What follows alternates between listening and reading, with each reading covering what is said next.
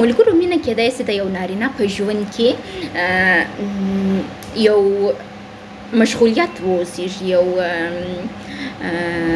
مصروفیت واوسیږي، لیکن د ښځې دپاره مینه د هغې ټول ژوند دی. چې په دغه بخش کې تاسو لږ متوجه واوسیږئ، یو معلومات مو حاصل کړئ، یو کار ورته وکړئ. وایي هغه مینه چې د جواب په لټه کې هغه مینه هیڅ شی لاسته نسي راوړلی، لیکن هغه مینه چې خپله خود به خود یې ترلاسه کوي د هغه انسان مجبوره کوي چې وده وکړي، نو وده کوي او ډېر څه په لاسته راوړي. نو که تاسو د یو چا سره مینه لرئ او په مقابل کې هر وخت کوشش کوئ چې مینه ترلاسه کړئ، سوال کوئ او جواب ترلاسه کوئ، د دغه مینې څخه تاسو هیڅ هم لاسته نسي راوړلی. نو ښه دا ده چې د داسې چا سره مینه وکړئ چې هغه یې خپله تاسو ته درکوي.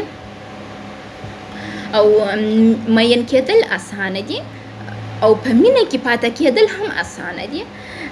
دا منو هغه کسان چې ماهر یې هغه کولی سي په مینه کې ټول عمر پاته سي، لیکن داسې یو شخص پیدا کول په ژوند کې او یا داسې یو شخص ځان ته جوړول په ژوند کې چې هغه د دې سبب سي چې تا ودې ته وهڅوي چې ته کوم شخصیت یې هغه در سره جوړ کړي.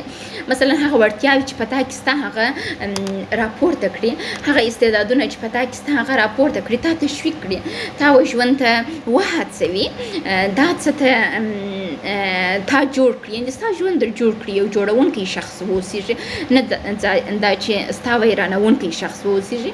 نو دا د مینې هغه باریکه نقطه ده چې باید ورته متوجه واوسیږو. که مو د یو چا سره مینه وکړل او په مقابل کې مو ډېره مینه ترلاسه کړل او تاسو د پیشرفت پر لور روان سولاست، نو په دې پوه سئ چې تاسو حقیقي مینه کړې ده او دا مینه ټینګه کړئ او د لاسه یې مه ورکوئ.